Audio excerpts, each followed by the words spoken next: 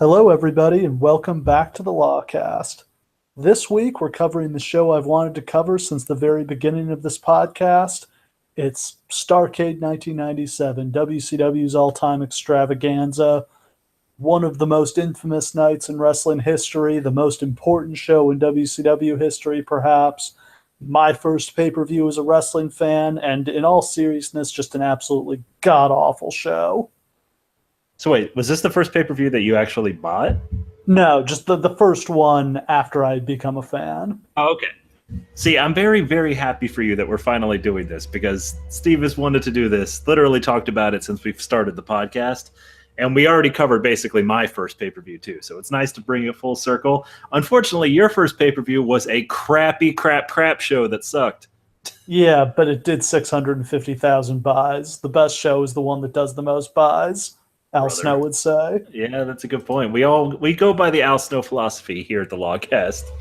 Yeah, which means Al Snow has never, Al Snow's been on some good pay-per-views in that case, but he didn't sell any of them, so he doesn't really get to claim credit. Fuck you, Al Snow. I don't mean that. So like I said, it's the absolute peak of WCW. It's their most successful show ever. An unbelievable year-plus build to this Hogan-Sting match, and anticipation was absolutely boiling. They had done a super hot angle at Uncensored back in March when Sting finally made clear he was with WCW and against the NWO. He took out all the NWO guys other than Hogan, and the show ended with Sting staring Hogan down. And you would have assumed, okay, they're doing Sting Hogan next month, or maybe they're doing it at Bash at the Beach, but nope, they had the patience to wait all the way to Starrcade. And I think history vindicates that decision because this show was absolutely massive. It's so remarkable to me that they managed not only just to wait. I mean, there were extenuating circumstances behind that, and it wasn't their original plan to wait all the way until Starrcade. But Eric Bischoff is not somebody who had a ton of booking experience, even to this point. He had been in charge for, what, 2 years by now? A couple of years. I think 93 he took over, late 93. Okay. So, but we're talking about a long-term storyline. And the confidence to carry it through and know that you're going to keep the people all the way through. Like, that level of confidence in that and that level of like actually going for a long-term storyline like that is not something that you saw a lot in wrestling history before that, and only really now where WWE literally can do no wrong. Do you see it these days? Yeah, today WWE will really lay out some long-term storylines, but they don't have to sell pay-per-views anymore. In this era, not only was it we need to beat the WWF in the ratings every week, it was we can't ever lose a quarter hour. And yet they never, break the glass and do the Sting Hogan match until Starrcade. And it's just fascinating that they were able to hold off. They go months where Sting is just in the rafters and he does nothing. Literally the thing that people are tuning in most interested in seeing while they're in the middle of a ratings war, and they just let him do nothing. And it ramps up the people so much that, like, it's just amazing, like, the balls it must have taken to sit on that for as long as they did. Yeah, and I'll say if I had been in charge, I don't think I would have done it. I think I would have said, like, Bash at the Beach, 97 at the latest, but maybe earlier than that, we're going to do this match. I would have hot-shotted this shit by Starrcade 96. Yeah, that's what I was going to say. It wouldn't have been crazy to do it at Starrcade 96 after Sting walked out at Fall Brawl. That would have been, kind of a quick build, but still would have been fine, I think. And instead, we come all the way back around to this. But what happens by them doing that is that what you created is basically the ultimate WCW show. Like, there are a lot of people out there that if you only ever saw one WCW show, it was this one. Yeah. It's the biggest show they ever did. It's the peak of interest in their company, although 98 ends up being a more successful year. They never topped this show for buys. Everybody knows what has to happen in the main event here. Everybody except Hulk Hogan. I mean, the Hulkster knows. Don't get me wrong. He knows that he's got to do the job. But unfortunately, what you have here is a situation where they've given Hulk Hogan the most amazing leverage in the whole world. They basically said, hey, Hulk, we have a 1.5-year long storyline. We have a babyface who might be the next big thing that we need to get over. It is absolutely vital that you do the job here, but you have creative control. So shit. Yeah, so when people talk, people shit talk bookers and how WCW screwed all these things up, they have a point, but here the reality is you can't make Hogan do what you tell him to do. You can't make him do the job if he doesn't want to. And he doesn't want to. He'll do it, but only in a way that cripples Sting, is how it turns out. He Right. sees Sting as a threat to his supremacy. Sting is going to surpass him if he doesn't knife him in the back here. And so he does. Now, we both agree that the way that this match needs to go, like the ideal way, is just Sting walks across the ring, hits him with a Scorpion Death Drop, it's over, right? Yeah. I think a squash match would have been ideal here. Okay. Unfortunately, this is Hulk Hogan. He has all the control, so there's no way you're going to do that. So, I mean, what do you pitch the Hulkster in order to get him on your side here? Maybe a cage match where he doesn't have to get pinned and Sting can escape the cage and win. The problem is they had just done a cage match at Halloween Havoc, but I think there's something where he loses without being, a cage match, he'd lose without being pinned or tapped out, or something like they did at Super Brawl where he was pinned after botched interference from the end. Specifically, Savage accidentally hit him and he got pinned because of it. I think, they got him to do the job that way at Super Brawl. I would have tried to do something like that here. I just had a thought in my head of Hulk Hogan in a ladder match. And boy, would that be delightful. Yeah. Watching Hogan try to climb. I mean, the WWF put Kevin Nash in a ladder match, 15 years after this, right? Yep, they sure did. Fuck, 60-year-old Ric Flair was in a ladder match. Yeah, that was awesome. Yeah, it was. So it just becomes this protracted negotiation of how are they going to get Hogan to lose. And Hogan, Sting's not in shape. Sting doesn't look good. There's no way people are going to believe he could beat me. They've got to come up with something. So they come up with this kind of ridiculous, contrived, fast count scenario. Hogan agrees that they'll do a quick 1, 2, 3 from the crooked referee, and then they'll restart the match and Sting will beat him. Then he gets cold feet about it, seemingly, and starts telling Nick Patrick, no, we're not doing the fast count. No, just count regular. Okay. Now, first of all, complicating all of this is the fact that they just brought in Bret Hart and we're a month off of the screw job. Yeah. So clearly somebody in the booking meeting is like, this will fix everything. We'll do the Montreal screw job again, but Bret will be there and he'll stop it, and awesome, and it looks great on paper. The problem is when Hulk and Nick Patrick still, I believe, stubbornly denies to this day that he was manipulated by Hulk Hogan to do anything. I think he came clean recently. Like in the last few months, he did a podcast interview where he said Bischoff was telling him one thing, Hogan was telling him another, so he just sort of split the difference. The thing is, he had a really slow count anyway, so his fast count just looked like a regular count. Man, I wish they could have gotten Hebner for this. I know he wasn't available, but nobody does a fast count like Earl Hebner. Yeah, well, I think they are partially inspired. Like the Hogan-Andre quick count with Earl Hebner, Hogan both clearly kicked out and the count was fast, so there was no question that he had gotten out. Here, Sting doesn't kick out and the count isn't fast, so he just gets pinned by Hogan in the middle of the ring, and Hogan gets screwed instead. Yes, and it's a fucking disaster. And you have the situation where Bret Hart tries to explain it on the house mic, but you can't understand a word that he's fucking saying. Yeah, he mumbles something about this won't happen again. It looks for all the world like Hulk Hogan wins, and then Bret Hart runs in to screw him over. Yeah, well, that's what happened. Oh my God. It's such a nightmare of epic proportions. Like, it's the worst way this could possibly go. You can almost imagine Eric Bischoff's face backstage as he's just beaming, pride just filling him. Everything's going right. It's the biggest night of all time. And he sees that moment and it all turns to ashes in his mouth, you know? Yeah, can you imagine if Shawn Michaels had pinned Steve Austin at WrestleMania 14? I would have loved to see what The Undertaker would have done to him once he got back to Gorilla. Yeah, but it's the same level of just that would not happen in the WWF. It wouldn't No. happen. And if it did, it would be because Vince was doing it, not because one of the top stars went into business for themselves. Like, Yeah, this is unheard of.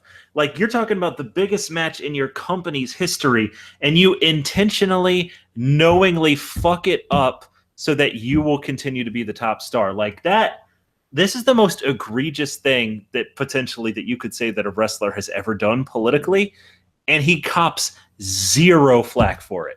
yeah, it's a Zero. stunning double cross, but there's no consequences because he's Hulk Hogan. Like literally, Sting is a worthless lump of nothing 2 months from this. Like Yeah. that's how bad it is. They managed to make things even worse with the way they handle it, but we'll get to that later. But this is just an absolute calamity. Yeah, it's horrible, and like I just feel so bad for poor Sting because Sting holds up his end. You might say that he didn't look particularly like ripped in an old school wrestling shape, but he's got some big guns going on. He took all these acting classes, and he's really in this character. Like he's making something amazing.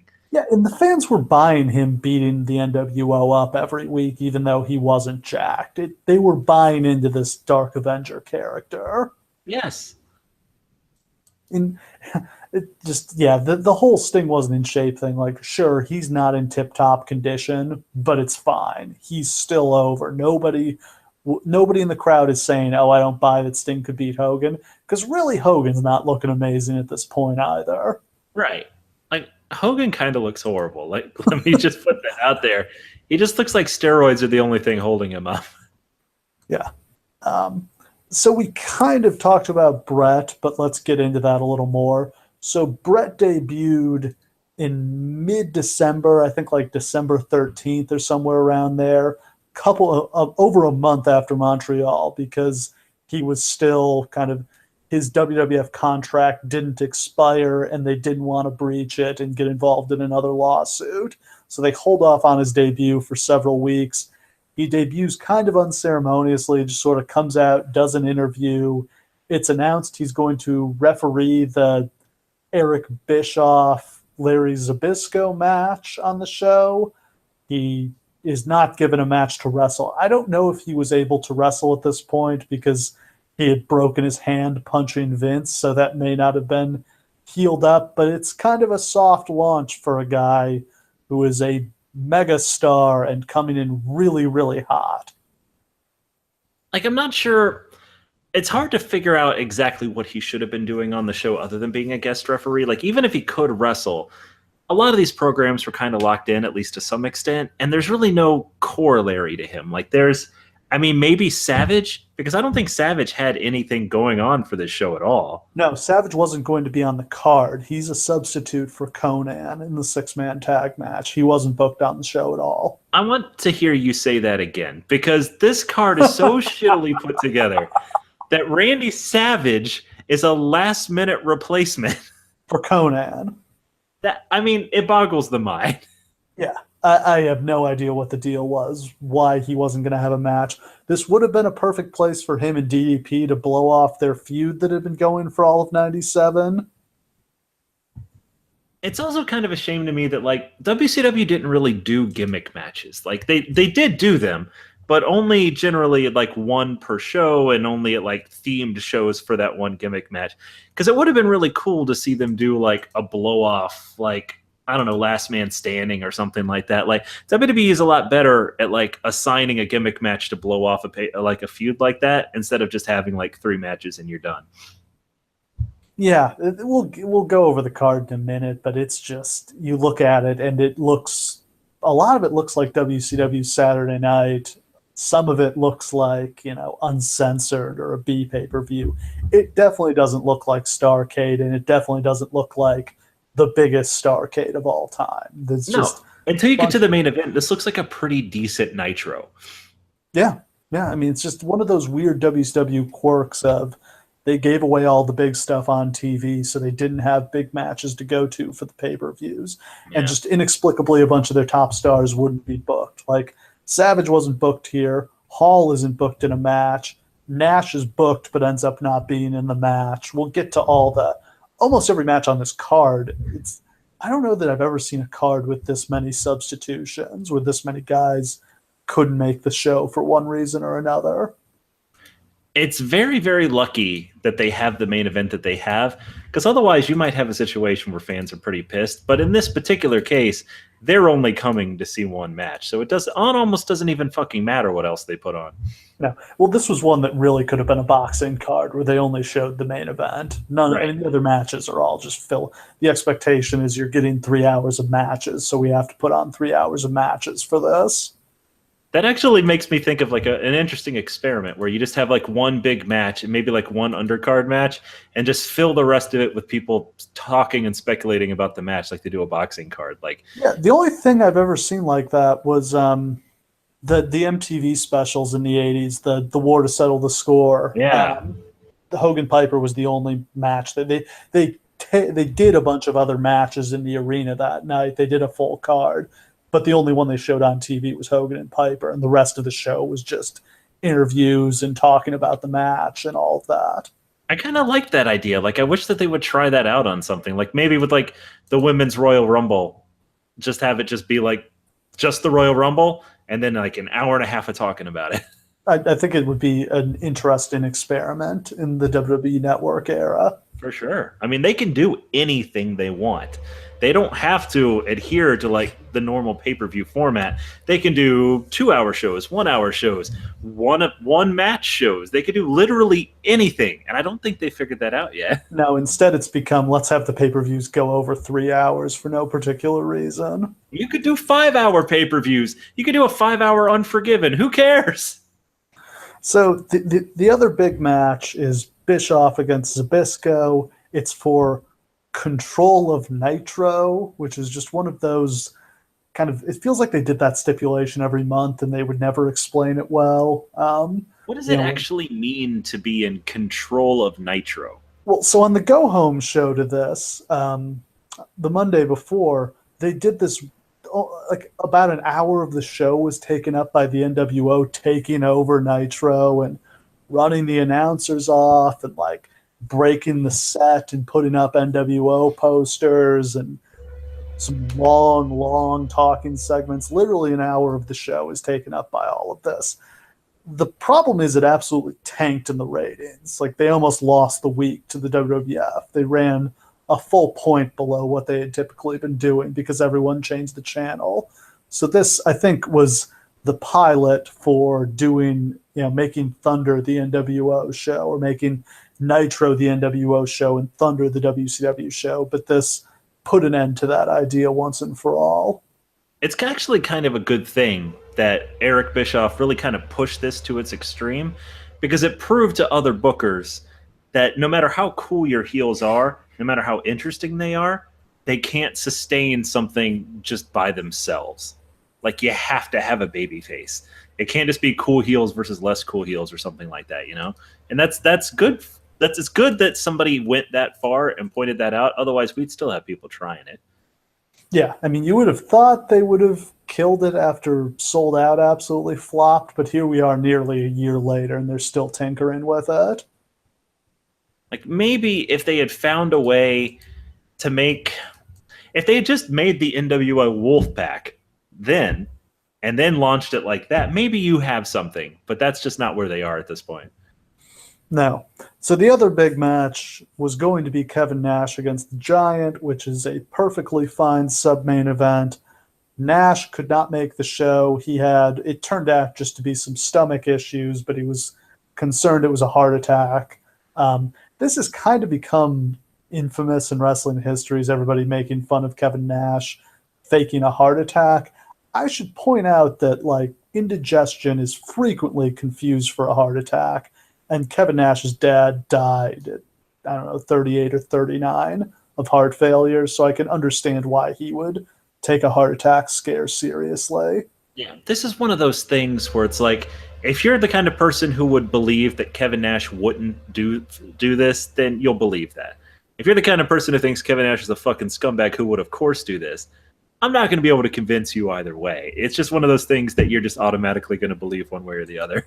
I mean, I'm plenty critical of Kevin Nash and some of the stuff he's pulled in his career, but I don't think this is one of them. Now, I don't think he was interested in doing a job to the Giant, and somehow he gets out of it and he ends up beating Giant at Sold Out, which is one of those insane WCW things in a situation where a guy probably should have had to lose twice because he didn't show up for the show. He instead gets to beat him, but I'm still going to give him a pass on the heart attack thing. I mean, but let's look at, like, this is Starrcade 97. It's the biggest show in WCW history. Okay? Let's look at where the top three people in the NWO are. So arguably your three biggest heels. Hogan, Nash, and I would say Savage, right? Those three? Well, if you want to go to 4 and include Hall, he's managing Bischoff in the Zbyssko match. Right. And we'll kind of get to what Hall does on this show too. But I just want to point out that, like, Hogan is going to bury the entire company. Kevin Nash doesn't show up for his match, and Randy Savage isn't even on the fucking card. So, like, these are the top heels that you're running with, and it's not hard to figure out that running this company must have been fucking impossible. Yeah, you just get into what do you do when your wrestlers won't show up? What do you do when your wrestlers won't do what you tell them to do? And you've given them permission to do whatever the hell they want. Yeah, which is probably the root of the problem, but that's how you got these guys to come over in the first place. Right.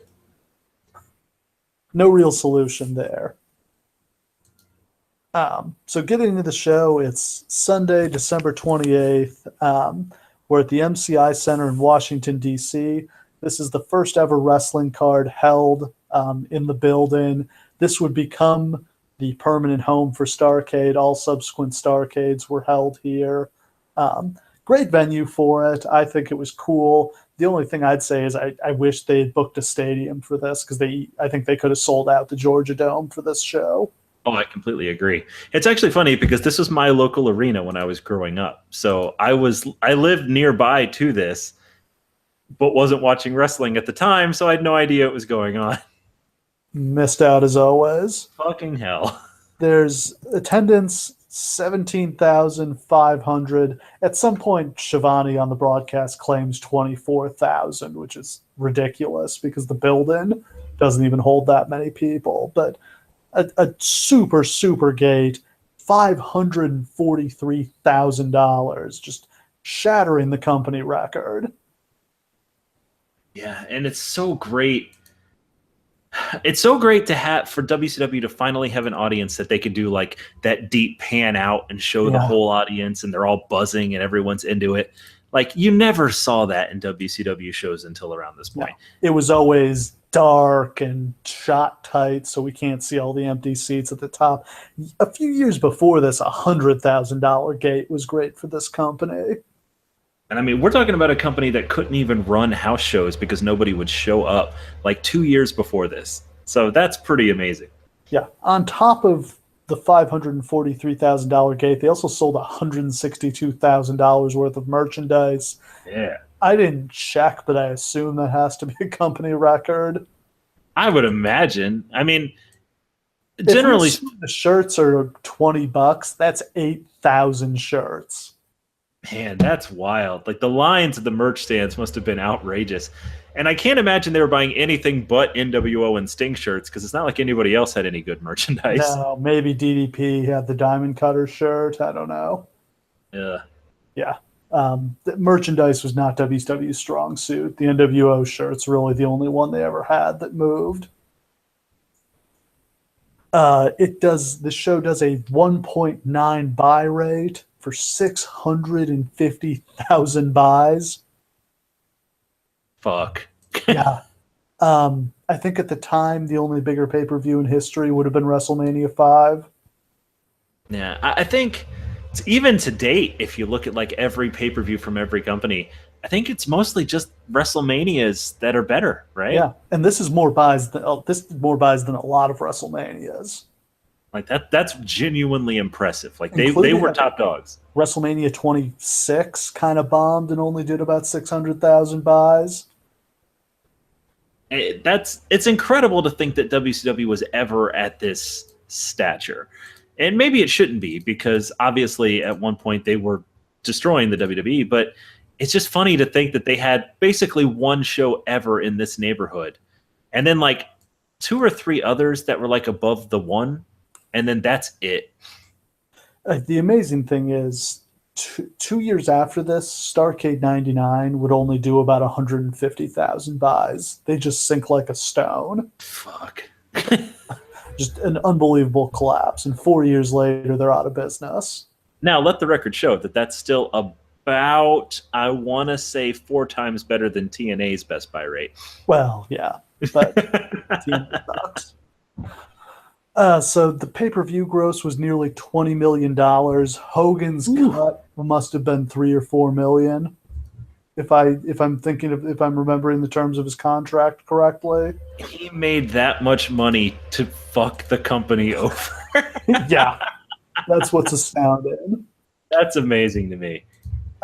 So on commentary, we've got Tony Schiavone, Mike Tenay, and Dusty Rhodes is back because they had done an angle on Nitro where Bobby Heenan said he was joining the NWO. I don't think this is referenced briefly on the broadcast and I think dropped immediately thereafter. I don't really know what the deal with that was. Yeah, what a horrible idea that would have been, because like what's the point? I guess like I think they were still talking about doing the NWO show and they were going to have Heenan be on commentary for it, but it was so fun how Heenan had been consistently anti-Hogan his whole career. That's the one thing that I appreciated is when you have such a gigantic and such a dominant heel stable, to have the announce team be like united against them, even though they agree on nothing else, like that sells it. That's a big deal. Like it's literally the only thing Tony Schiavone and Bobby Heenan ever agreed on. Yeah, so good that they dropped that. And I don't mind hearing Dusty on commentary here because I love Dusty's commentary. Except for the first thing in commentary where Dusty just rattles off like a 5-minute monologue that makes no fucking sense. That's what he's there for. Enthusiasms. And I just love like Schiavone and Mike Tenay just kind of looking at him out of the corner of their eye like, are you done talking yet? Are you done? Can we start now? We start with a really cool opening package with images of Sting in a dark Gothic church. There's rain pouring down, thunder and lightning. This is perfect. It's heavily produced and maybe a little comic booky, but I think it's just a perfect way to start this show. Am I right in saying like the inspiration for like the Crow gimmick was mostly Sting's own, right? I think Scott Hall suggested it, is what I've heard. Is Scott Hall the only person in the wrestling business who watched movies? Seemingly. Because yeah. Literally, it's just like Scott Hall goes to see the Crow. He's like, hey, that's fucking cool. Hey, Sting, I got your new gimmick for you. It's like, wait a minute.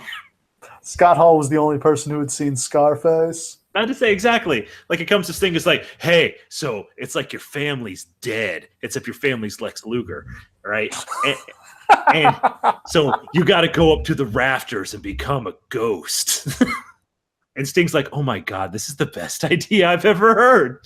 Yeah, this is one of the only good WCW video packages I can remember. That production was never their strong suit, but this was perfect. Yeah, they really got a lot of the Sting stuff right.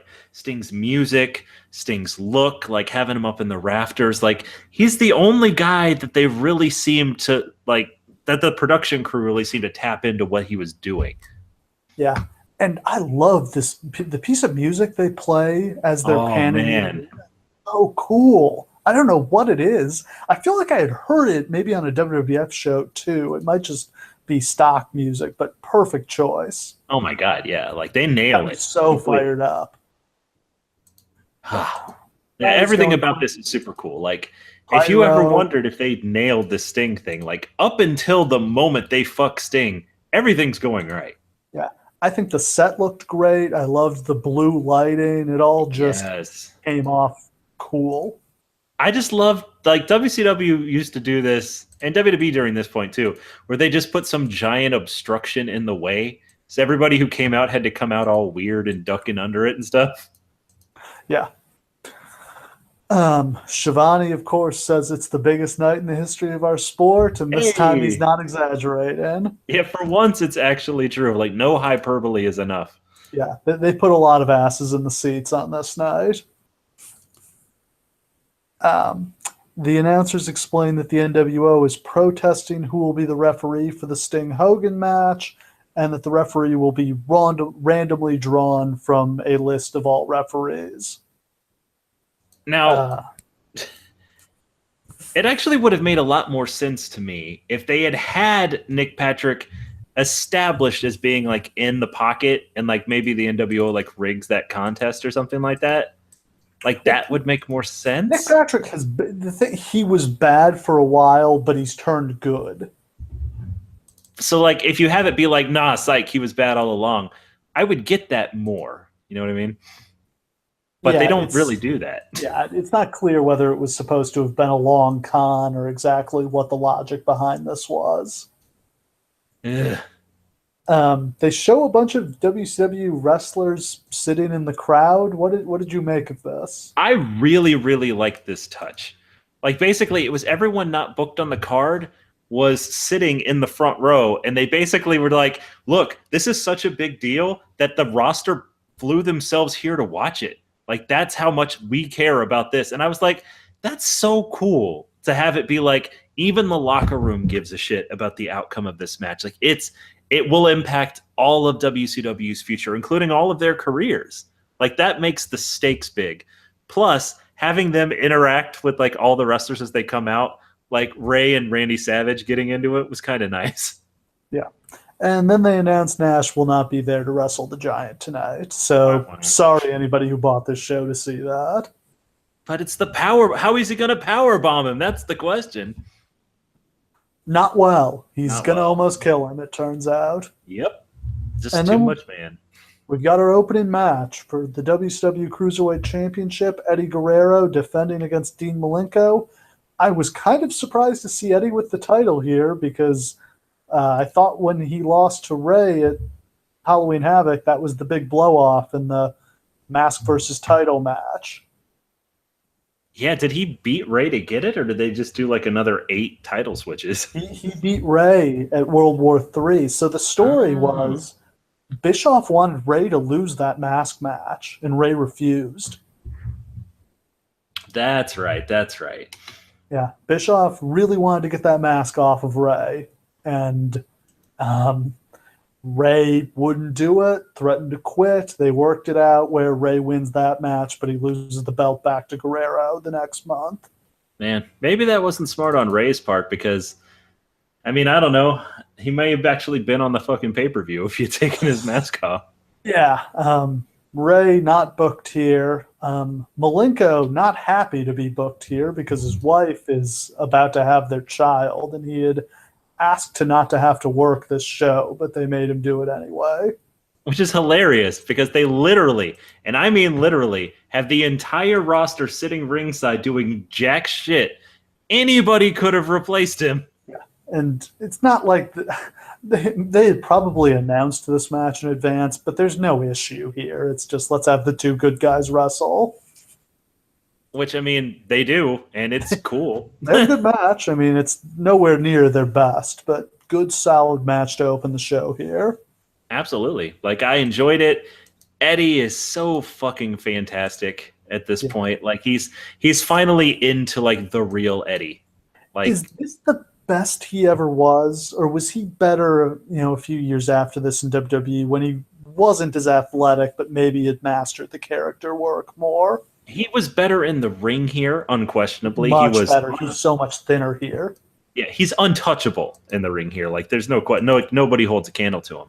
But he was better later when like everything that like all the spots that he does here later on, like they're all high spots because he gets the crowd into literally everything he does. Like he would wind up becoming one of the most charismatic people in wrestling history later on, which is hard to believe if you had seen him a couple years before where he had no charisma whatsoever.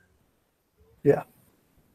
So the first big move is Eddie going for a springboard Hurricane Rana, and Malenko just spikes him with a power bomb, and then follows it up with another nasty power bomb. Yep.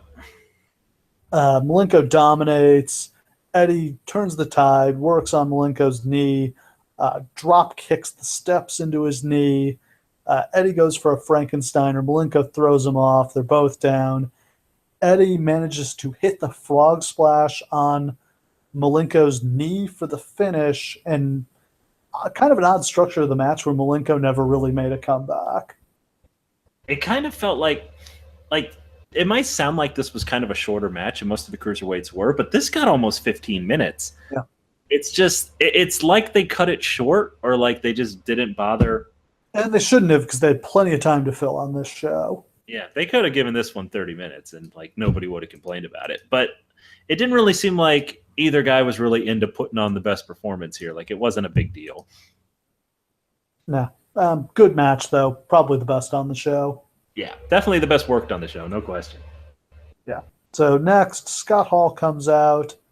I don't know why they didn't just do Hall against the Giant, since Hall doesn't have a match on the show, but Hall just comes out, does the survey, and notably this time the WCW pop was actually a lot bigger than the NWO pop.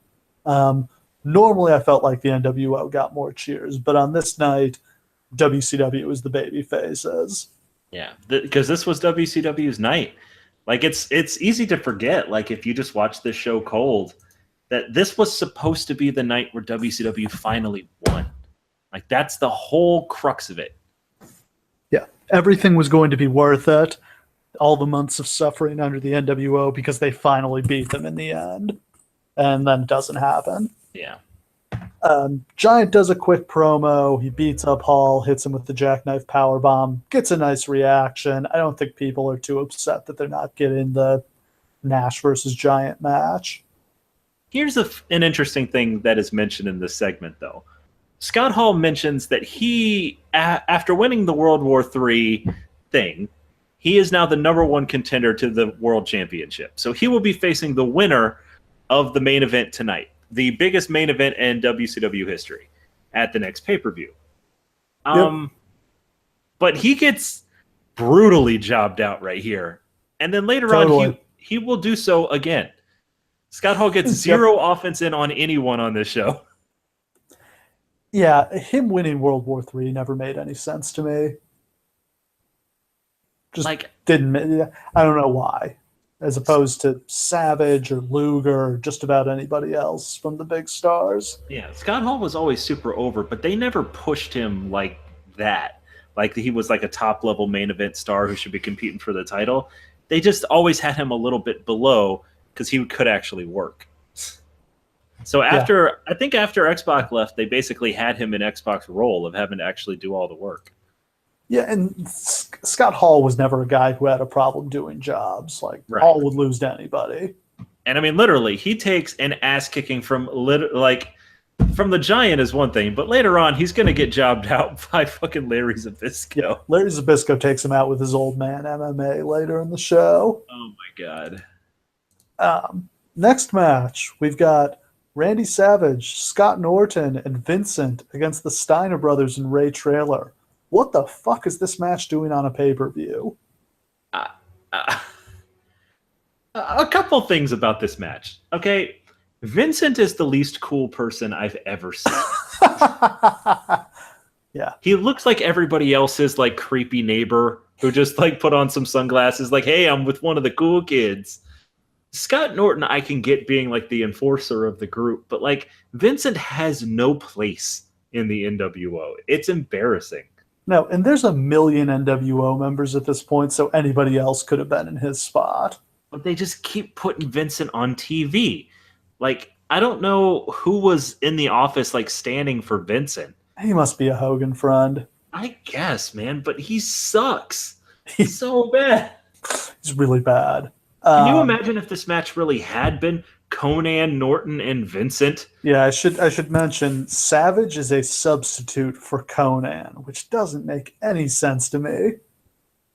I mean, Conan couldn't make it. I think the story was his wife or his girlfriend had miscarried. I mean, that's a very good perfectly reason. legitimate reason to not make the show. Right. Randy Savage is instead inserted into the match.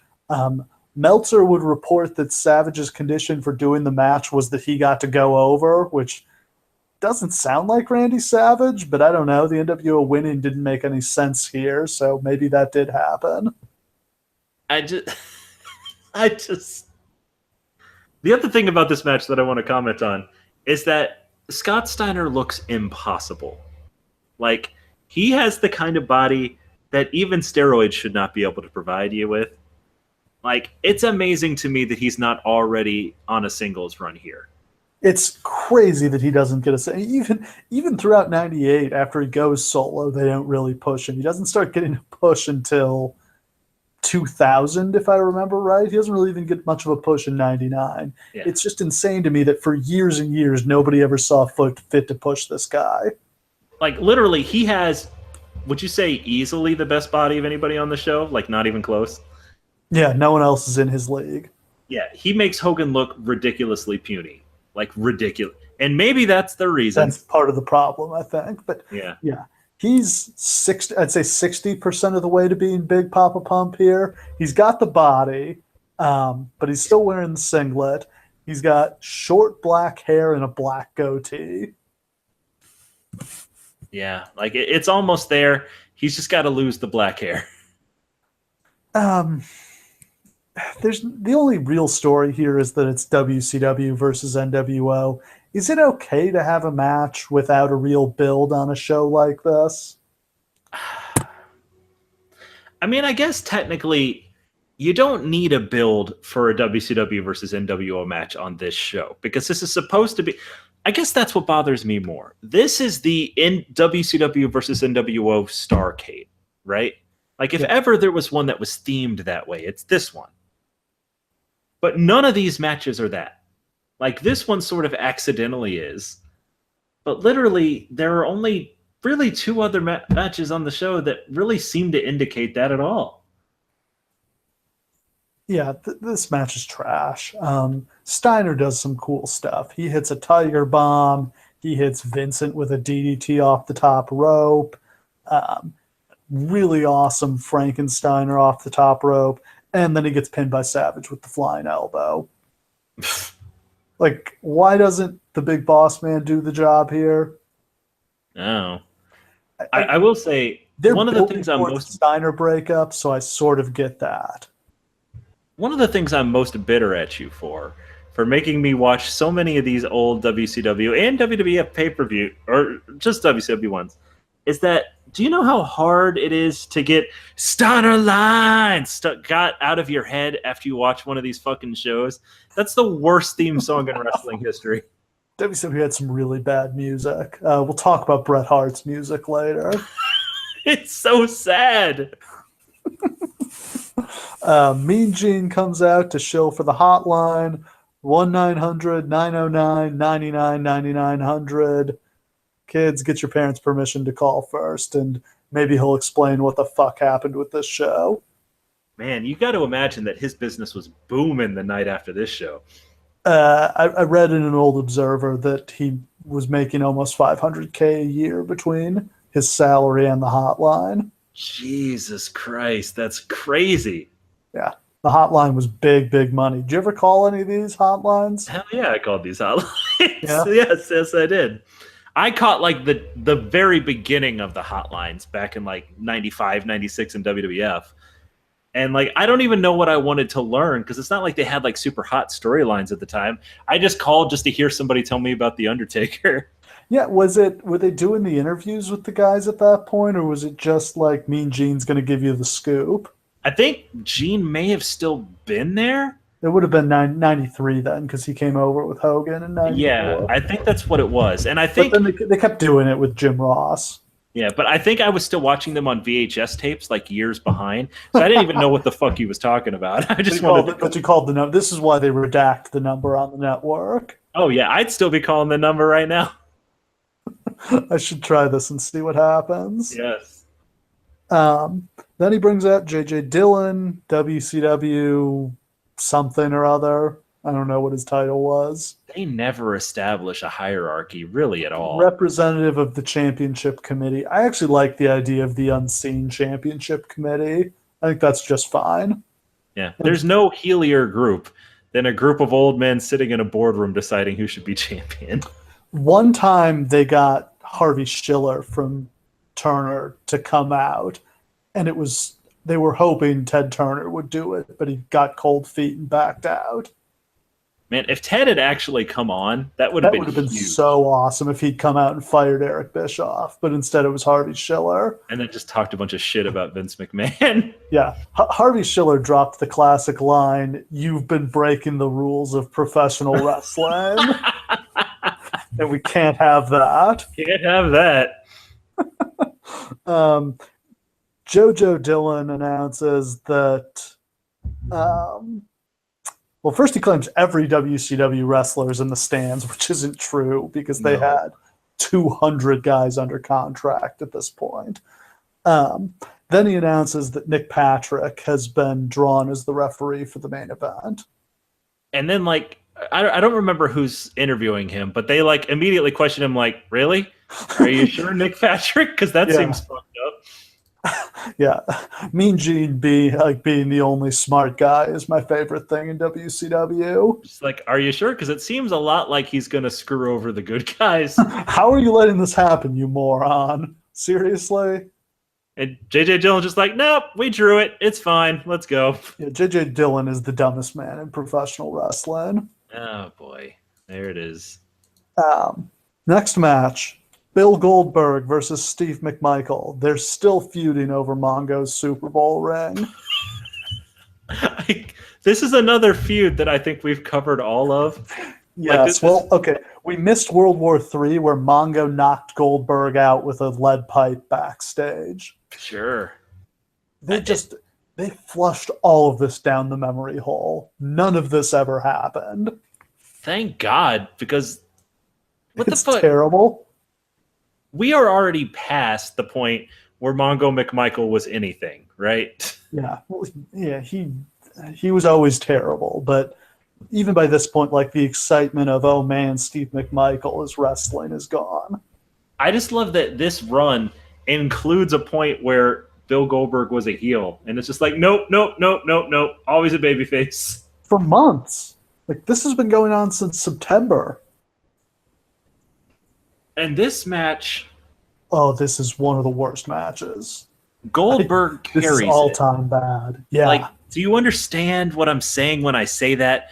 Goldberg is the worker in this match. Goldberg would get a lot better over the course of 1998. Would still suck is how bad he was here. Man.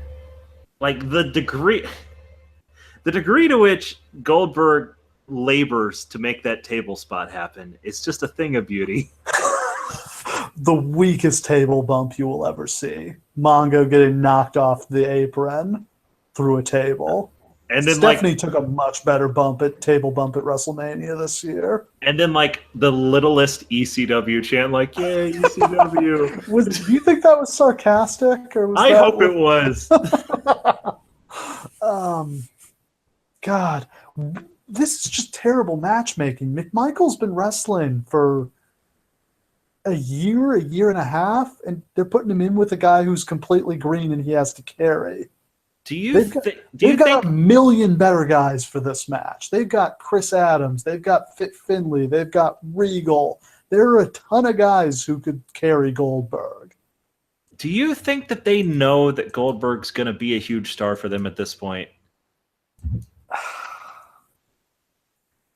How can they not? But they're not using him like he's going to be. I mean, like, he has just been, like, a heel. Like, they were trying that out. So it doesn't seem like they have any idea what they have in him. No, but they've kept him undefeated for a couple months now. But no, they're not protecting him the way this should be a 1-minute match. This should be an absolute. Actually, this should be bell rings, spear, jackhammer. We're done. 10 seconds. In fact, let's go on further. By the way this feud is booked, it seems very much like we were this close to having Steve McMichael beat Goldberg to end the streak. This close. Yeah, it's not that implausible that McMichael would have won here. Which, fuck, that would have been a nightmare. Yeah, and the streak never happens. Goldberg never becomes a big star. McMichael comes off the top and Goldberg hits him in the stomach. They completely fuck up the timing. The highlight of the match is probably Goldberg rolling into a knee bar. I always thought that kind of stuff was cool, but I didn't think it particularly fit, him and his style. But he just liked to mix in kind of the pseudo MMA stuff. Yeah, he really liked that pseudo MMA stuff. And like now these days, like that makes total sense. But back in those days, like since nobody really did stuff like that, it just seemed weird. Like it's not like he was ever going to win with that. Different, but yeah, it would be like he'd get a guy in a hold and he would just end up releasing them, and then he would overpower them because that's what he does. He's a power wrestler. That's what I really love about somebody like Asuka, where it's just like any hold that they grab could win because she's super tough and strong and good and talented. Like they could have done that with Goldberg. Like, oh, Goldberg's got an armbar. Tap. He's Goldberg. Goldberg hits a horrible spear with a bad sell by McMichael. They do the aforementioned terrible table spot. McMichael doesn't sell the table bump at all, pops back up, and he's in control of the match. He goes for a tombstone and just sort of drops him. He goes for his finisher was the tombstone, people. I would never let that guy tombstone me. Are you fucking people wouldn't let Kane or The Undertaker tombstone him. Yeah. No way am I letting McMichael tombstone me. Yeah, he can beat me with a sidewalk slam if he wants to. Brother, you're beating me with an elbow drop, and that's just how it is. Standing elbow drop. Goldberg hits the jackhammer to end what is seriously one of the worst pay-per-view matches I've ever seen. And like they get away from it as quickly as possible. It's like it never happened. Like, whoop, we're gone. Yeah, they would thankfully drop this, reboot Goldberg as a babyface, and we'll kind of cover this because we'll do some 1998 shows. But what really got him over was when they started counting the wins on the streak. Yeah, it's hard to remember that there was a time before they did that. It almost seems like the whole streak before that point was accidental, and we just lucked into it. It was it's like the Undertaker's WrestleMania streak. Yeah, exactly. Like, oh shit, we're at what, 7? All right, let's keep it going. Let's roll with that then. Raven comes out next. He says he doesn't want to wrestle Benoit tonight, and as per his contract, he doesn't have to. He was apparently recovering from an inflamed pancreas. I don't really know how you get. Is that something you get from drinking too much? It can be. I mean, I just had like a serious bout of pancreatitis, so I don't really know how similar those things are, but it's definitely not something you can wrestle through. Like it's seriously debilitating. So we've got yet another, match not happening that was advertised. Instead, in fairness, this one actually works because like the way that they work it's actually kind of cool. This one works out better in the long run because it builds the anticipation to Benoit getting his hands on Raven. But you know what doesn't build anticipation to that? Benoit's promo. When they hand Benoit a microphone and he cuts maybe the worst promo I've ever heard. Yeah, like I'm not exaggerating here. I can't think of a worse promo than this. I transcribed it. Yes, please. Please go. Quoth the crippler, no more. I don't look at reality through any veil, nor do I see the truth through any veil. It is what it is. Things are as they are, and I am who I am. When I rest in reason. When I move with passion. And there's nothing I feel more passionate about than inflicting pain on the Raven. Excellent. Bravo. Bravo. Now, the only thing that you missed there was the 5 stutters, as he clearly forgot his lines. So somebody wrote this for him, right? I guess. Is this a Kevin Sullivan, you banged my wife and I'm getting you back? Like, here's your promo, kid. Go out there and do it. This is so bad. It's unbelievable. Like, look. I've seen all the Sid promos. I've seen all the Ultimate Warrior promos. I've seen all the worst promos. I've seen Jake the Snake Roberts intoxicatedly ask if you want to play 21. Like, I've seen them all. They'll all be lost in time like tears and rain. But this will remain lodged in our memories forever. The worst. In fact, I'm canonizing it. Here it is in the Hall of Fame. The worst promo ever on pay-per-view. Ever. Yeah, like I try not to be too negative, but I can't believe this happened. It's so bad. Like the crowd's hot for him when he comes out, hot. And then when he starts talking, like it's like they feel bad for him. They just get quiet and like, Oh, ugh. it's just awkward. It's like when somebody gets up to sing karaoke and they're really terrible.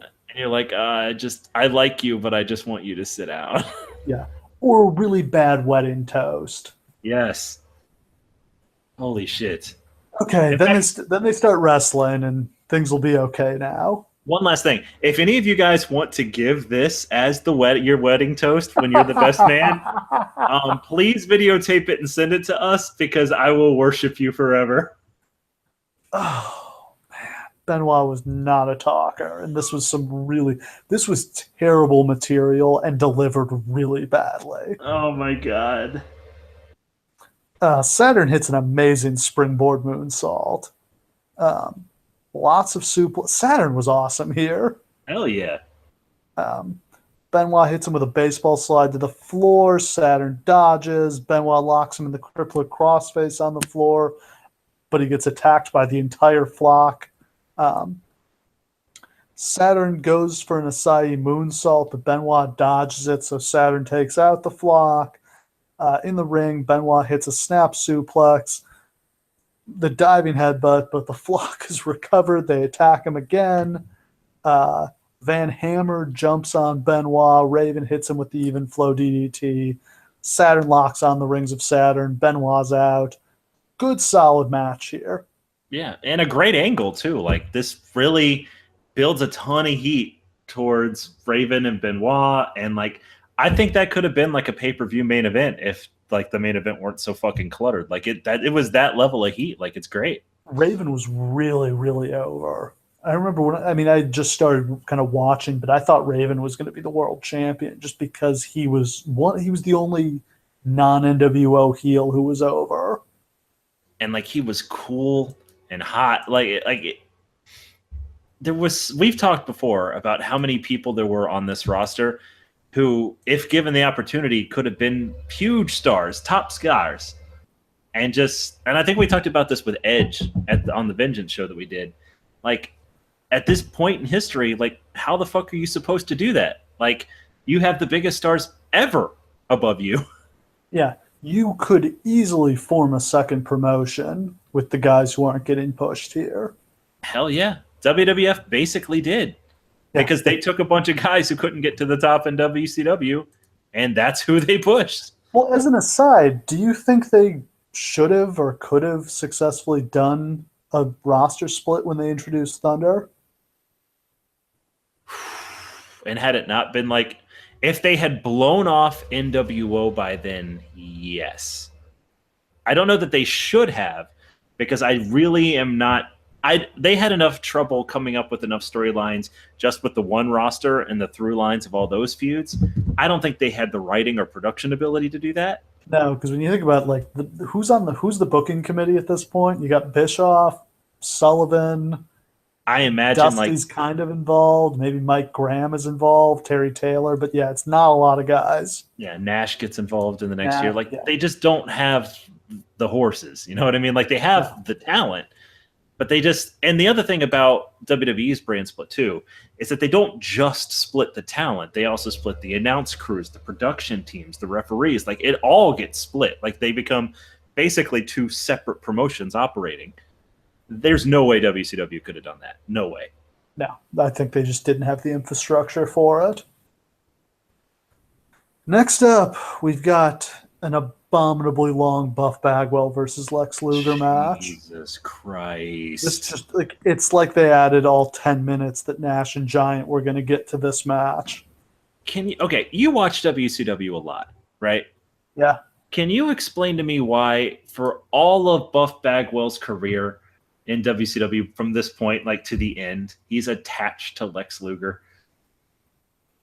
Nope. I don't know why. They had a really long feud here, and I don't know why, because it's a terrible combination. And then both guys need to be carried. And then eventually Luger turns heel and they're teaming. So, like, literally, they're attached to each other forever.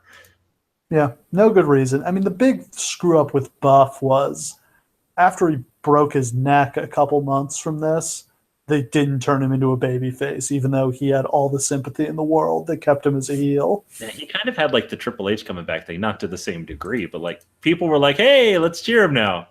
No, I mean, he had more sympathy because it was a broken neck. He almost died, and like when they brought him out in the wheelchair, people were getting emotional, and then they just NWO fooled us again. Right. We're avoiding talking about this match. I mean, all Lex Luger matches from this period are about the same, and like they always had a decent amount of heat on him because they pushed Lex so hard. He was the only guy who could beat the NWO. Right. He literally, until Sting beats the NWO, Lex is the only person who successfully beats the NWO. Like, he's the only one on that level. Nobody else is on that level with him. But you would think that he would have more high-profile stuff to do. Yeah. Like we said, Randy Savage wasn't booked on this show. Scott Hall doesn't have a match. Those both would have been good opponents for a Starrcade match. Yeah. Or, I mean, we all know that Lex always worked better in tag teams. Like, he could actually be a pretty great tag team wrestler. Do something with that, man. They do nothing with him. This match is really boring. Just long chin locks from Bagwell. These guys have no idea how to fill the 17 minutes that they're given. Yes. Like, think about in your mind how badly you want to see Lex Luger do the torture rack on Buff Bagwell. Because 18 minutes of this show are given over to making you wait for that. Yeah. And then you don't get it. I don't know what they're thinking here. I don't know what they're thinking that these guys should have a match this long. It sucks. A bunch of stuff happens. Vincent interferes and he gets beat up by Luger. Luger racks Bagwell, but the referee is out. Savage interferes. He also gets racked.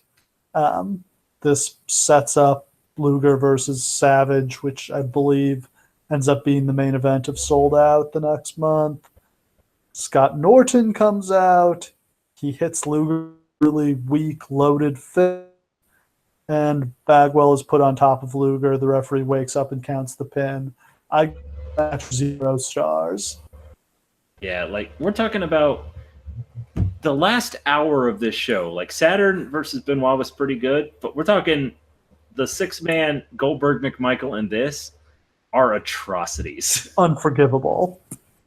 Like, this shit is straight up garbage. We've had 5 matches so far, and 3 of them have just been absolute trash. And I'm sure that what they thought was that, hey, then we'll put Hennig versus Page on. That match will be awesome. That'll make up for everything. Curt Hennig's matches just didn't deliver in this era. No, this match is not good either, man. Oh. It's not. Yeah, so next up, it's Curt Hennig defending the U.S. Championship against DDP. Originally announced as Hennig versus Flair. Flair is out. I don't remember if it was a legitimate. I think it was just a kayfabe injury, so that they could substitute Page in here and have him win the title. Wait, so on WCW's Night of Nights, they intentionally don't have Flair here? Sounds right. Fuck. Yeah. I mean, how kind of irrelevant he'd become is I didn't even think about it until right now. Man, that's crazy.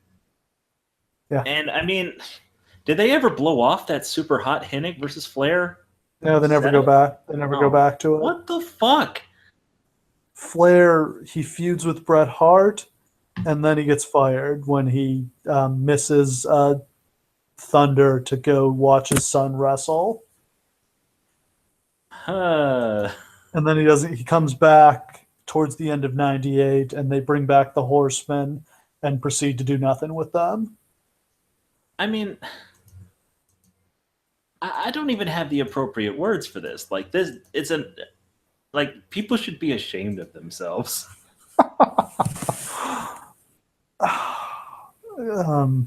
Crowd's on fire for DDP. One thing is, there's been almost nothing to break this show up. There's nothing between the matches. There's no interviews. There's no video packages. It's just match ends, next guys come out. It's getting really monotonous at this point. Absolutely. And that's so weird because, like, is that how WCW usually did their stuff? Yeah, they were always more just sort of match, match, match.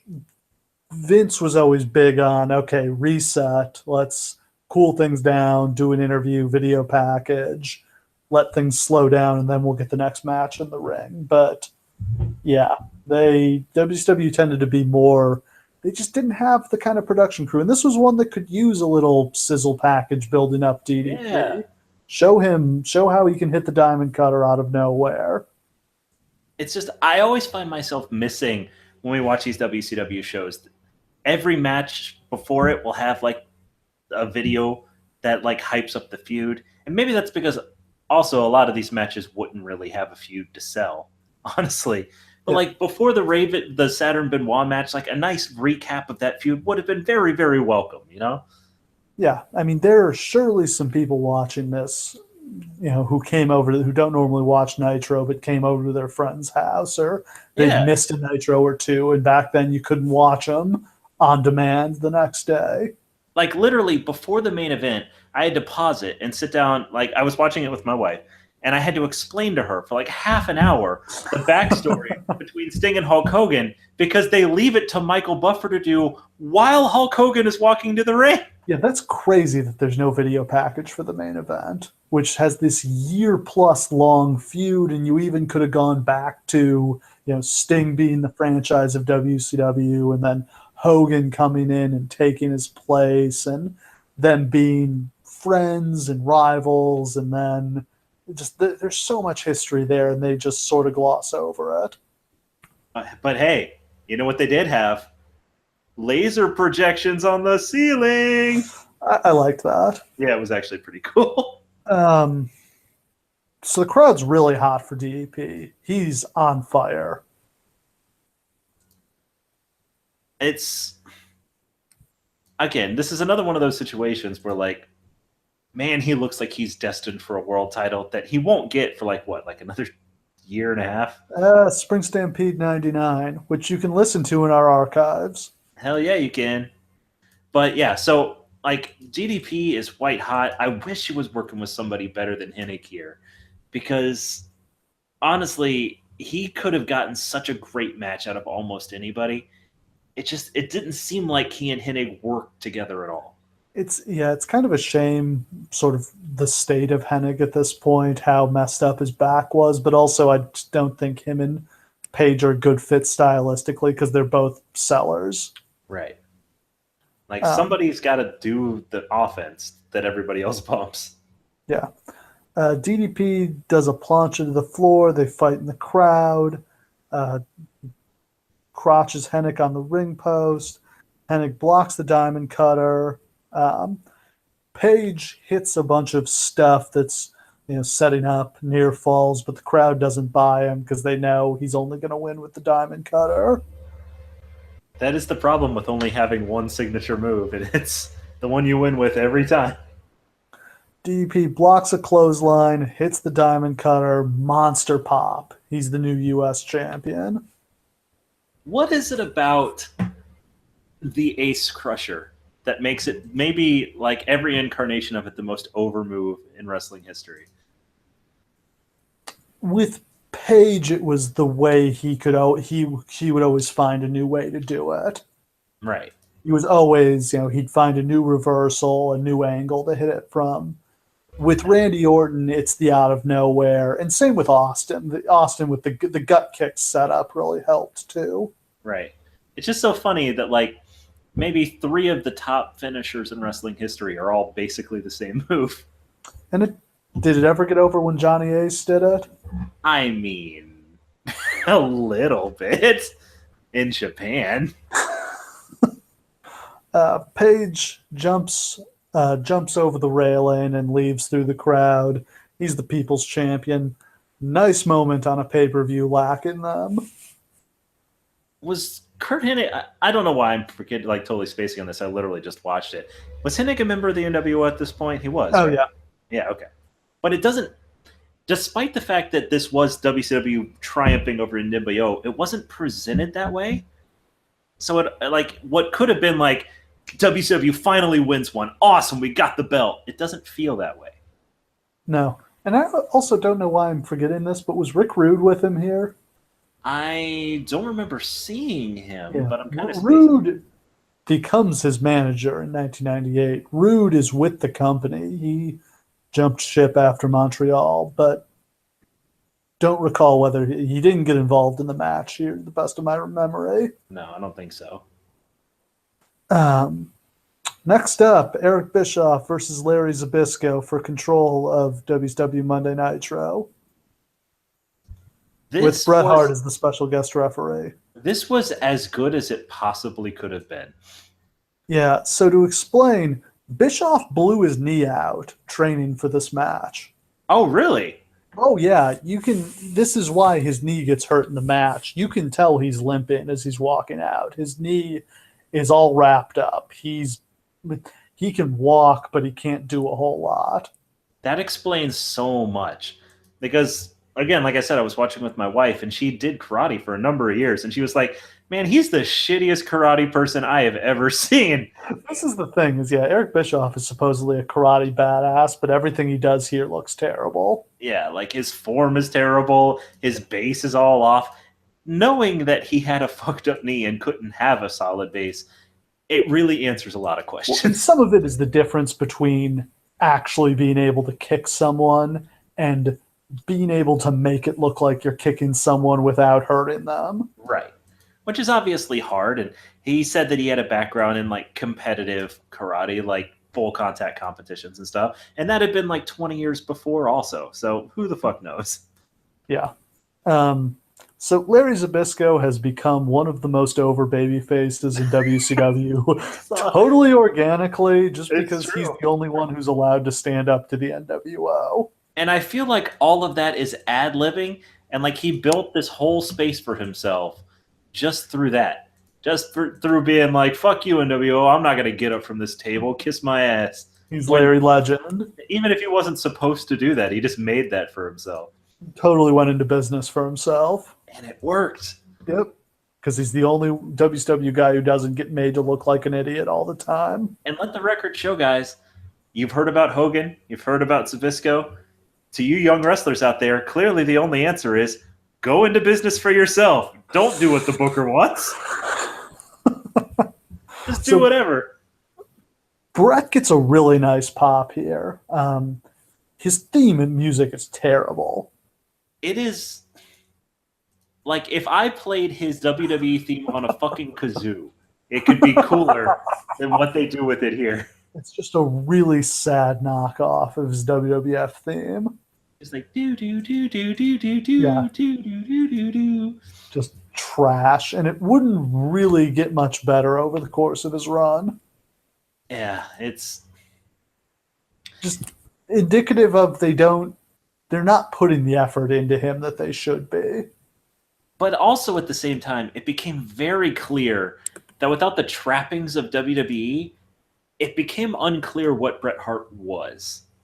This is a bunch of it is they don't know what to do with him. They can't make up their mind if he's going to be a face or a heel. Right.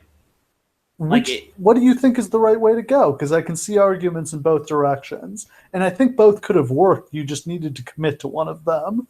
I don't think in the late 90s there's room for a babyface Bret Hart yet. I think older Bret Hart, like in the twilight of his career, could have gone babyface, kind of like Hogan would eventually redo the red and yellow. But like at this point, with all the bitterness in him and stuff, like there's no like, despite the fact that the fans are going inclined to cheer him and stuff, like everything in him points to heel. Right? He's too unlikable. He's too unlikable. That's too bitter, too whiny. That's what Vince found. It's like the person inside was so bitter and angry that that's just what you got to show. He was just such a miserable prick at this point. Whatever's inside, you put outside and you ramp it up. That's wrestling. Yeah, I can see it. That said, the problem is I don't think he wanted to be he didn't want to be a heel. I'm not sure he would have committed to it.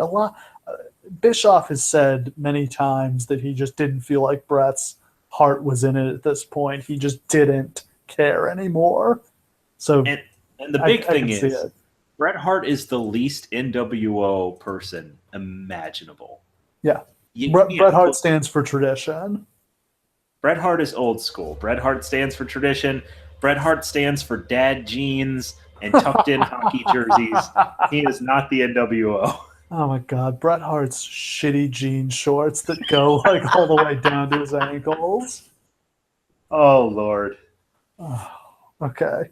So Bischoff's only 46 here, but he's been retired for 5 years because of neck problems. So he's not really that old. I know you mean Zbyssko, but when you said Bischoff, I was like, what the fuck? Bischoff also 46. Yeah, I have no idea. How old is Bischoff here? I have no idea. I would say 30s. Probably late 30s.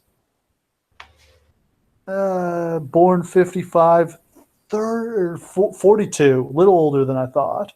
Okay. He looks great. Yeah, well, his hair is dyed, his teeth are fake, his tan is fake. Hey, but fake it till you make it, man. It looks great. Yeah. Um, they don't really mention the stipulation during the match. They're not talking during the match about how the winner gets to control Monday Nitro. Maybe that's because that was complete nonsense that made no sense. Yeah. They probably put that in front of Tony Schiavone. He was like, I don't know what this fucking means. I'm not even going to talk about it. Doesn't Eric Bischoff already control Nitro? Well, I guess this is my question too. It's like if they were going to do the split between the NWO and WCW so that the NWO would get Nitro specifically, okay. But why not have control over Saturday night or whatever other programs there were and the pay-per-views? Like, why stop at Nitro? Because Nitro's the flagship. Nitro's more important than the pay-per-views. But it's like, let's just leave. Why not just have it be in charge of the company? And it's Sure, because they were dumb about stipulations and they just tacked them on at the last second without really thinking about them. what did JJ Dillon think of the fact that he would no longer be in charge of Nitro? Is he in charge? Isn't Bischoff his boss? Who is in charge? It's weird because Bischoff continued to exercise authority at least throughout 97. And then it seems like at some point they realized it was illogical for him to be in charge despite being with the NWO. But they really should have just been like, as soon as he joined the NWO, it should have just been like, okay, Eric Bischoff has been fired from his position as WCW vice president or whatever, and he's just the NWO's manager now. But instead, he continues to make shady rulings for the NWO. And as I previously mentioned, earlier this year, they had Harvey Schiller from Turner Broadcasting come out and suspend Bischoff. But then later in the show, he just came out and said, like, oh, I've got stroke with Ted Turner. I'm going to be fine. And then they dropped the idea that he had been suspended. I really hate to play the kayfabe game. I do. But, like, why couldn't Eric Bischoff have just fired all of WCW and just renamed the show Eric Bischoff's NWO show? Yeah, good question. Nothing stopping him from doing Who it. the fuck is stopping him from doing that? No one, apparently. Ted Turner's just letting things go. Yeah, Ted Turner's got to step in here and do something because his company is completely out of control. Yep. So the crowd is crazy for Larry here, and it's a great character work from both guys. Very physically limited in what they can do, but this is still entertaining just because Bischoff is such a little shithead, and Zbyssko is just perfect as this old school, hard ass, traditional professional wrestler. Perfect contrast. I gotta tell you, like, Larry Zbyssko turning into, like, a no-selling badass, like Brock Lesnar style, is one of my favorite things I've ever seen in a wrestling match. I mean, Zbyssko wasn't in A+ shape here, but he still looks like he could do some damage. Right. Oh, he's got a little bit of a spare tire, but he never had a great physique anyway. It's just so funny because the fans were ready for this. They were ready. Bischoff hits some shitty karate stuff, some weak kicks. Every time Larry gets his hands on him, Bret steps in and breaks it. They're really teasing the idea that Bret's going to turn out to be with the NWO. I didn't even really realize that that's what they were doing because it never occurred to me that they would do that here, but it makes a lot more sense in retrospect. Yeah. Bret is just constantly, breaking Larry's holds, saying, Larry gets him in a sleeper. Bret says he's choking him, makes him break it, all kinds of stuff like that. They redo that spot, 3 to 4 times throughout the course of this quick match. Yep. Bischoff beats up Zbyssko for a while. Bischoff gasses out, and it's revealed that Larry Zbyssko, the smartest man in wrestling, was just rope-a-doping Bischoff. That's genuinely a great moment, and I love how they performed it. Like, oh shit, Bischoff's unloading on him. Wait, Larry's not hurt at all, and Bischoff is exhausted. Larry just stands straight up, and Bischoff collapses from exhaustion. That's a really good moment. Big vertical suplex on Bischoff. Hall loads up Bischoff's boot. Bischoff knocks Zbyssko out with a kick, but the plate comes flying out. Bret sees the plate and punches Bischoff out to a huge pop. So was the plate supposed to come flying out like that? Yeah, I think it must have been. Okay. Or if not, this was a brilliant ad-lib by everybody involved. Right. Because it's one of the biggest pops of the night when Bret takes him out. True. Very true. Hall gets in the ring and Bret punches him out too, and then locks him in the sharpshooter. Great moment. Not a great moment for Scott Hall, who gets... Scott Hall's just getting shit on. Like, not only does Scott Hall get shit on by the Giant, but here he gets humiliated, basically, by an old man. And then Bret just raises Zbyssko's arm in victory. No decision is ever announced. Zbyssko just won. Bret says so. I guess it was a disqualification.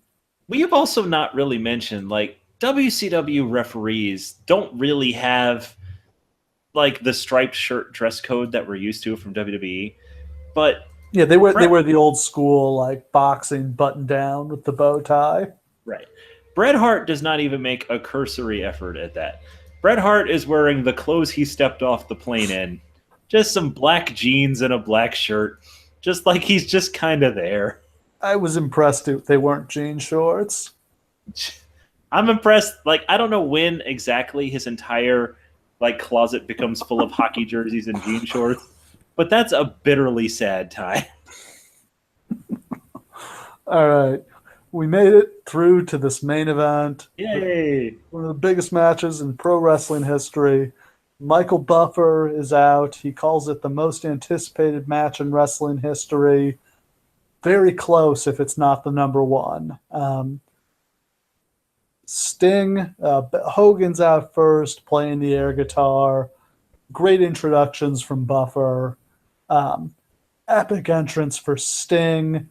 They do kind of a scorpion light show on the ceiling while a kid reads off, a monologue about, a man's heart being filled with deceit and the battle of good and evil has now begun. I've seen people complain about this Sting entrance, that it wasn't spectacular enough, but I thought it was great. If you understand that WCW probably doesn't have half the production budget that we expect from WWF at this point, and they definitely don't have those people, like, in production to take care of this, they did more with less here, like, than I've ever seen them do before.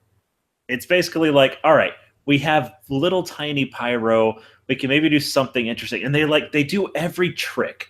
Like, they get the voiceover, they do a laser light show, which costs basically nothing. They do, like, thunder and lightning sound effects. And then the camera work that they do is genius. Was so perfect. Yeah. Where Sting's walking to the ring, staring straight at Hulk Hogan off camera, and then they superimpose it with Hulk Hogan staring back at him from inside the ring. So, like, the two images are on top of each other. That's fucking amazing. I've never seen anything like this. It's so cool. Like, it's just a genius way of doing it. Yeah. It's like something out of a film. Yeah. And it deserves to be. It really... I think it felt as big as it needed to feel. Like I've seen some people complain too. They were like, "Why did he come out of the entranceway when he always repels down?" Like, shut up. Like Yeah. this is a match. Like Yeah. this is his first match. He's going to treat it like a match. Like it feels appropriately epic. Yeah. He walks to the ring just staring daggers at Hogan, no emotion whatsoever. Just completely dialed in. Um, Crowd is going crazy. His music is awesome. Oh, it's some of the best ever. It reminds me of the commercial they did for the video game when he was first in it. Do you remember that? Which one? When he was in, it was 2K15. So it's like he it was like an orchestra in a warehouse, and they start playing, and then you realize they're playing his theme, and he comes Yes. down in an elevator. The 2K commercials always hit it out of the park. I literally almost bought the last game because of the little mini story that they spun about Seth Rollins burning Yes. down WWE headquarters and an avenging Kurt Angle coming for him. Like that's awesome. Yeah. Um, I've said for years that they do WWE better than WWE does in those commercials. Yeah. Except none of that translates into the game or onto the actual No, programming. not at all. It's entirely self-contained. Um, Shivani goes out of his way to comment on how good Sting looks. I don't know. It sort of felt like justification to me because I don't think he looked particularly in shape. I mean, he doesn't look bad. No. He's kind of wearing his full getup, but I mean, it doesn't hurt that he doesn't look off that he's not taking his shirt off or whatever. Yeah. You know? He's got, This like, is his whole not T-shirt Sting. right. That comes later. Um, Really loud Hogan sucks chant. Everybody in the arena is in this one. Well, let me just ask you this, because like there's basically like a 10-minute heat period where basically like they're going to tie up a little bit and then Hogan's going to go to the crowd and Yeah. nothing really happens, right? But that's not unusual for a Hogan match. Where do you feel like the momentum starts to come out of this match? I don't think the match is that bad. Sting gets okay. They lock up for a test of strength. Hogan gets a cheap shot in. Hogan beats on him a little bit, but then Sting hits a drop kick and Hogan goes to the floor. Sting's looking good. They do the drop kick spot again. I think it's Sting continues to look good for a while. Hogan hits him with a suplex, but Sting no sells it and then does a suck it for some reason. Like the evil ghost killer does a suck it. That's where we are in society. Yeah. It's the battle of good and evil, but because it's the 90s, they're both in all black. Okay, here's where I think it happens. When they go to the outside, Hogan hits Sting with the bat, and then Sting misses the Stinger splash and hits the guardrail. And from then on, the match is all Hogan. And I think it's fine to set up Sting's comeback. That like Sting, he's wiped out when he hits the railing. He breaks his ribs and his sternum or whatever, and Hogan's going to beat on him for a little bit. But the heat segment goes on a little long, and then Hogan pins him. yeah, see, that's the thing. Sting never technically actually gets a fucking comeback at all. Like, because of the way that this match ends, instead of being the actual screw job, Sting just kind of gets his ass kicked and loses, which is horrible. Yeah. So Hogan hits the big boot, poses, drops the leg, 1, 2, 3. Not a fast count. It kind of looked, I watched it a few times, and it kind of looked like to me that Sting tried to kick out, but Hogan didn't sell it. I mean, it may very well have been. I was focusing on the faces of the people in the front row. I suggest that when you watch this, you look, because they look like someone shot their dog. Like, Yeah. It's like, what? Wait, why are we here then? What's happening? It's like, I mean, I think it's the most, this was one of the most shocking things that ever happened in wrestling. I mean, I think on par with Lesnar beating The Undertaker at WrestleMania 30. Right. Just in terms of, I can't believe I just saw that. It's so obvious that Sting needs to win here, that Sting is going to win here, and then he just gets pinned 1, 2, 3. And also the announcers don't know what to do. The announcers are not saying that's bullshit, that was a fast count. They're just like 1, 2, 3. Huh. Okay. I dearly wish I knew what was going on in Tony Schiavone's head in that moment where he was like, really? Yeah. Okay, guys. I'm sure it's another of those cases where they didn't tell them what the finish was going to be. And see, this is one of the problems with not smartening up your announcers. This is a situation where you need to, because they need to be, protecting Sting. And this is why Vince is always in his announcers' ears. Because if something like this happened, Vince would immediately start feeding them the way to spin it. Like, that's just what happens. Yeah, unless he had, like, Jim Ross and just be like, Jim, spin this shit. That's not how it was supposed to go. Yeah, here there was probably no one telling them what to do. Yeah. And when nobody tells Schiavone what to do and something like this happens, he shuts down. That's just how it is. He just shuts down, says, whatever, all right. Yeah, I mean, what do you say in this situation? All you know is Hogan won. And then they're just silent. And then the awkward part happens because Bret Hart runs out. Yeah, well, he hasn't really run out. They cut to the timekeeper, and Bret Hart is standing right next to him, holding his arm, stopping him from ringing the bell. There's kind of no explanation as to how Bret Hart got there or what's going on. Bret grabs the house mic and says something kind of incoherent, something like, I said this wouldn't happen again, and it won't happen again. Like, I wonder if they were... Okay, let's say this goes according to plan. Okay? Like, the fast count happens, Hogan wins, Bret Hart appears, he's like, no, fuck you. Like, I'll never let somebody get screw job the way that I did. And then he runs back in for the hot finish. It really feels like it needs, like, a full promo from Bret to explain himself, right? Yeah, which would kind of suck all the momentum out of this, although it already had been. Or you can just have Bret, like, slide into the ring and break up the pin, or I don't even know what you do.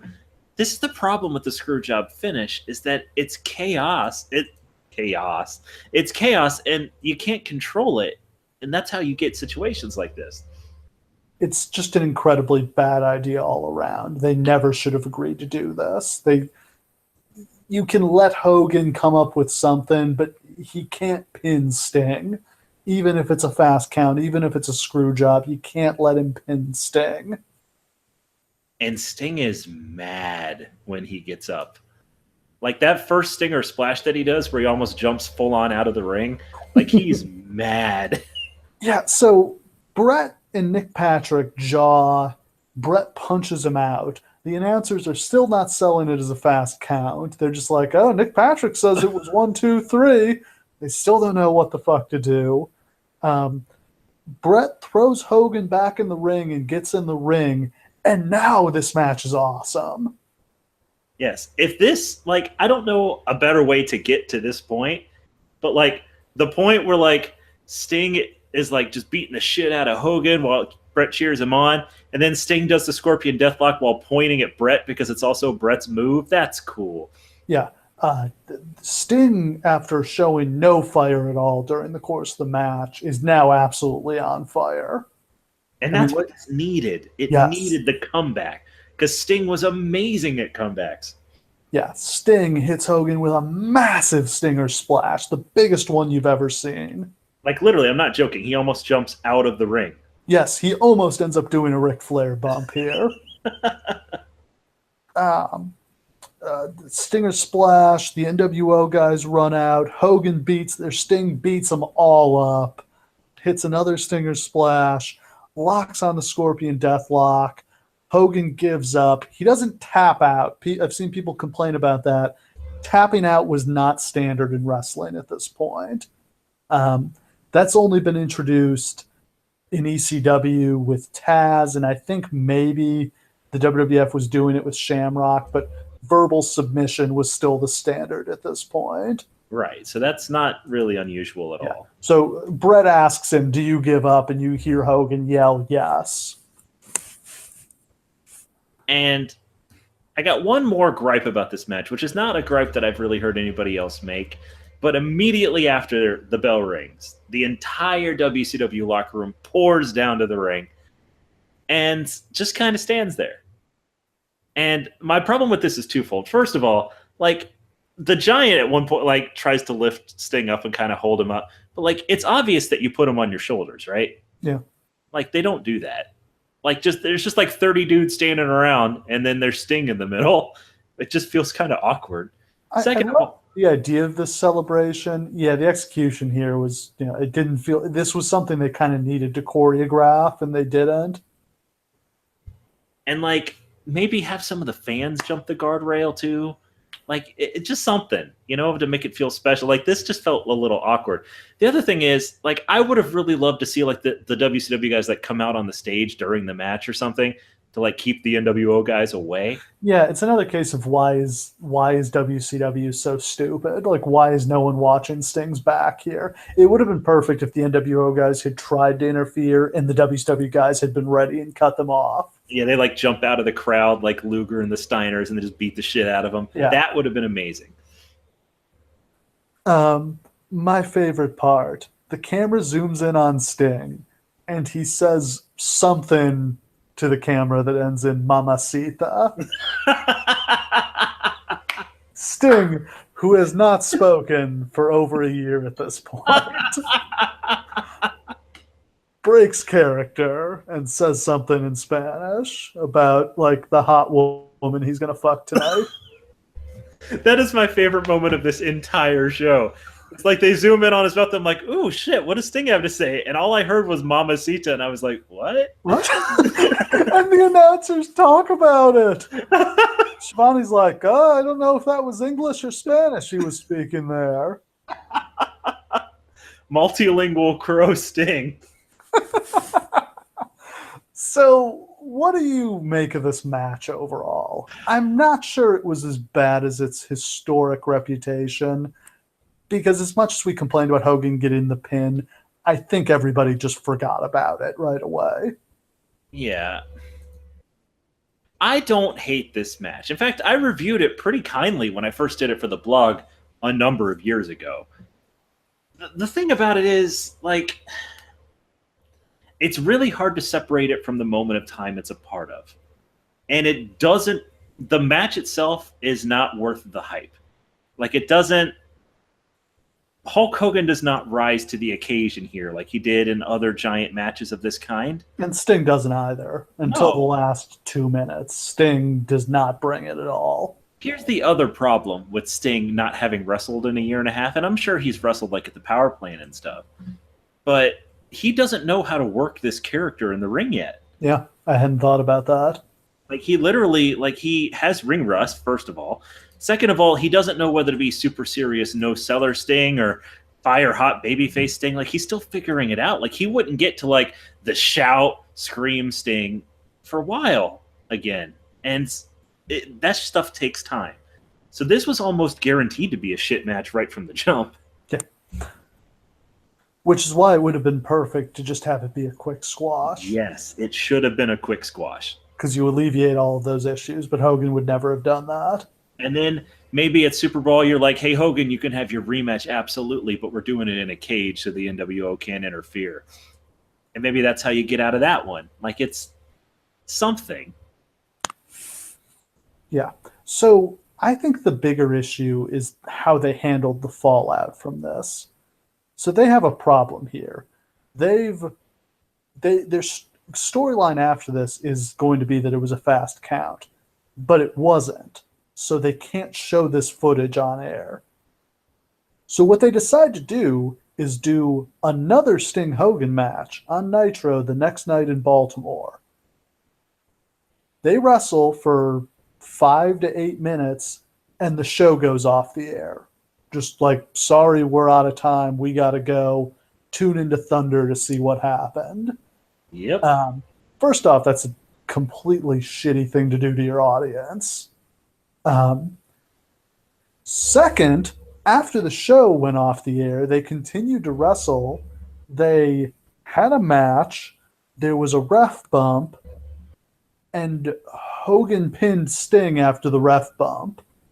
Nick Patrick came in and did the count, and once again didn't really count fast. It was kind of a medium count, and then like Sting got back up and he tapped Hogan out in the Scorpion, but another clusterfuck, and this ends with the title being held up.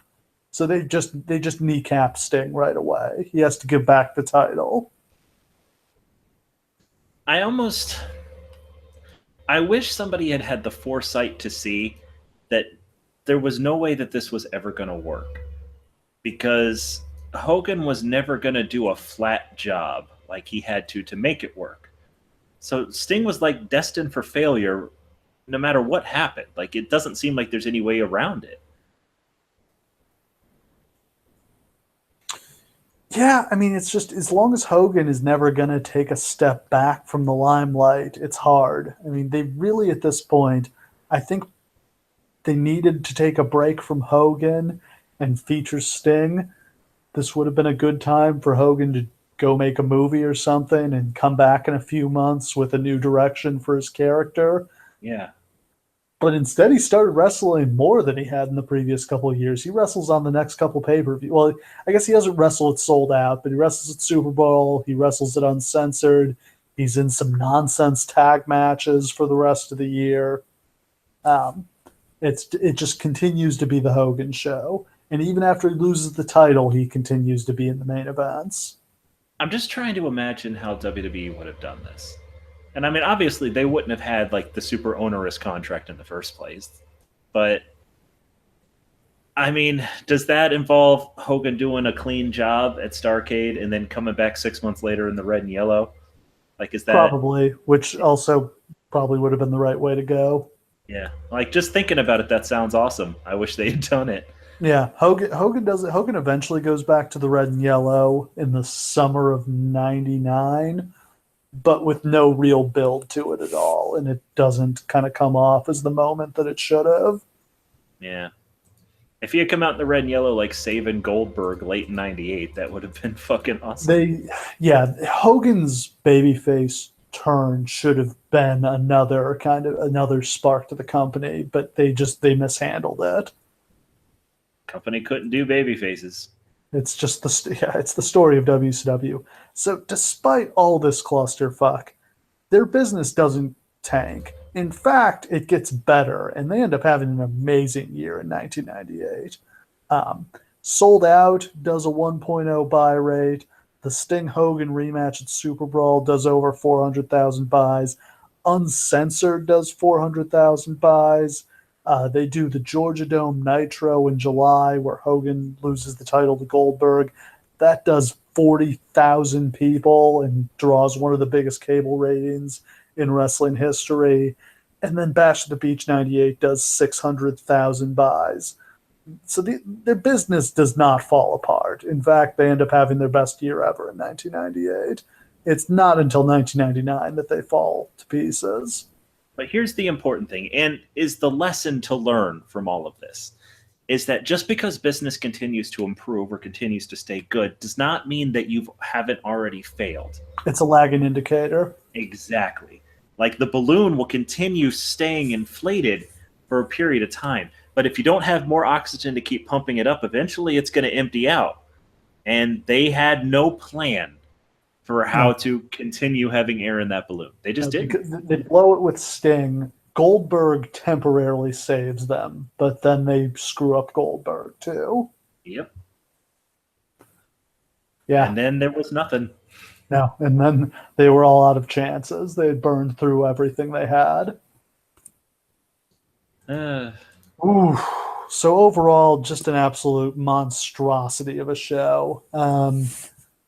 I'd say if you've never, for some reason, never seen the Sting Hogan match, watch that. Skip the rest of this show. Yeah, this show was hot garbage. I do not recommend it by any means, but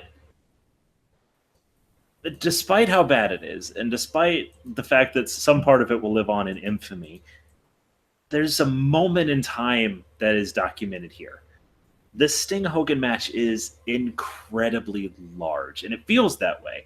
And the moment when Sting comes out is the kind of cool-ass moment that has only happened 20 times in wrestling history. And it's just one of those things that you have to see so that you've seen it. Like if you're any kind of wrestling historian, any kind of gigantic wrestling fan, it's just something that you should have seen. You know what I mean? Like you just have to. Yeah. One of the most important shows in history, one of the biggest box offices and just such an important moment historically. At this moment, it was inconceivable that WCW was going to be surpassed by the WWF. And instead they would be surpassed within 6 months and they would be out of business, within 3 years. And they'd be pretty much irrelevant 2 years after this.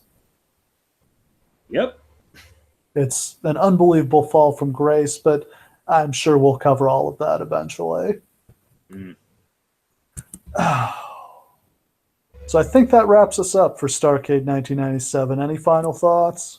No, not really. Good on Zbyssko. Steroids. I want to give a shout out to Steroids for playing a big part in the way everybody looked on the show. Oh, yeah. Eric Bischoff's ridiculously good body. Bischoff looked great. He looked amazing. Yep. And that's about it. So that's it for Starrcade 97. And next week, we've got something I'm really excited about. Next week, we're breaking the format. Oh, my God. I'm so excited. So in honor of the New Japan January 4th Tokyo Dome show, we're going to do something different than we normally do. Instead of covering one particular show like we normally do, we're going to try to do an overview of the history of New Japan Pro Wrestling, sort of how this company was formed, its rise to glory, how it lost everything, and now how it's risen from the ashes to be rebuilt better than ever. Next week, it's the rise, fall, and rebirth of New Japan Pro Wrestling. This is literally the most excited I've ever been to talk about anything in my entire life. Please tune in and listen to it. It is basically the culmination of my life's work. Yeah. I hope we'll be able to do kind of something that's accessible for both kind of a New Japan newbie or a casual fan or a hardcore fan. Yeah, like every year, generally before Wrestle Kingdom, I do primers for people to kind of know who everybody is and what's going on. Like this year, I've just basically been giving out New Japan World subscriptions like candy, getting people into and finding New Japan accessible is basically my entire purpose on the internet. So believe me when I tell you, this is going to be the hotness. Yeah, I'm really looking forward to it. It should be a lot of fun. We'll try. I mean, it's a massive scope to cover the over 40-year history that this company has, but we'll try to hit the important parts. Yeah. Like a Nokiaism. Kids, go Google a Nokiaism. There will be a test. That's the thing I'm most excited to talk about. Oh my God, it's going to be crazy. Yeah. So you've got that to look forward to next week. Thank you for listening. Tune in next week for the history of New Japan Pro Wrestling.